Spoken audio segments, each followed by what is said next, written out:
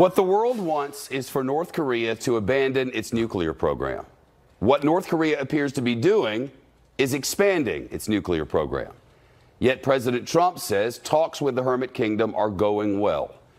The White House says Secretary of State Mike Pompeo is headed to North Korea on Thursday.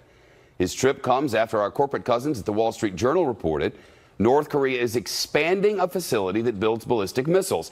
And the analysts say those missiles are capable of striking U.S. military bases in Asia with a nuclear weapon. The president tweeted this morning, many good conversations with North Korea. It is going well. In the meantime, no rocket launches or nuclear testing in 8 months. All of Asia is thrilled. Only the opposition party, which includes the fake news, is complaining. If not for me, we would now be at war with North Korea. How does the president say it's going well with North Korea when U.S. intelligence agencies saying they're deceiving the U.S. right now and making more fuel? Look, as I said yesterday, I'm not going to confirm or deny intelligence reports. I'm not going to comment on that. But we had good meetings just a couple days ago with Ambassador Kim.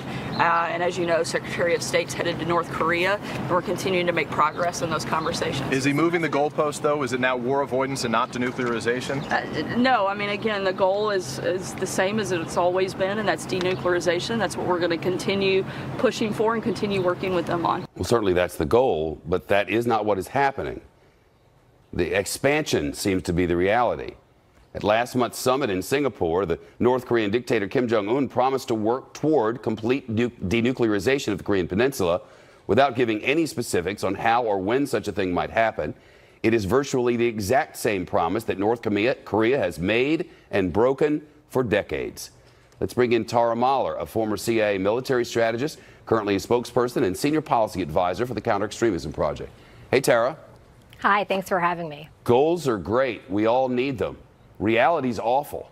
How are we any better now than we were before all of this mess happened? Well, I was here with you right after the summit occurred, and we were talking about how problematic it was that, A, we didn't have a transcript of exactly what transpired, and B, there wasn't anything really tangible and concrete that came out of that discussion. Diplomacy is good. It's a necessary part of this. It's not sufficient. We're not any closer to getting to denuclearization. We're not going to be closer until we have a specific timetable with specific guarantees about concessions that the North Koreans are going to demonstrate. As we all know, actions speak louder than words. So all we've seen up till now are a lot of words from both leaders, and on the Trump administration side, a lot of positive words, and I'd argue setting the bar too high. They should be lowering expectations. This is going to be a long process. It's going to be phased, and if we succeed, it's going to take a long time. I don't understand who they think they're kidding here. I mean, first we had maximum sanctions and the world together, no North Korea, no North Korea, no North Korea. Then we got together, took some pictures, said some words. Now the expansion continues. Things seem to be worse. And yet, the threats of sanctions and all the rest just went away. And the real troubling part was in the Washington Post just a couple of days ago, which is that since the summit itself, the intelligence community has reportedly, according to the Washington Post, been reporting that the North Koreans have been ramping up their activities and that there's been intelligence suggesting that they are going to try to deceive or denial and deception campaigns around how many missiles they have or what they're going to declare.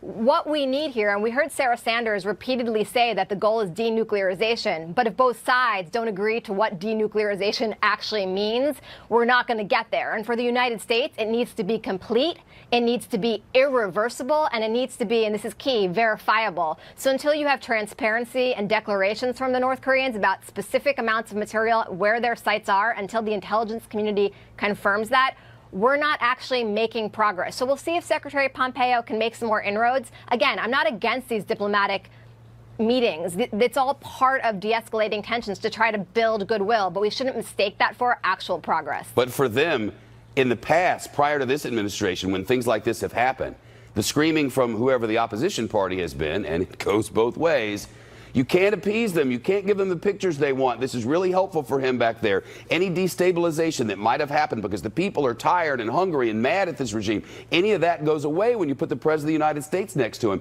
This, many now argue, has helped him. Do you agree?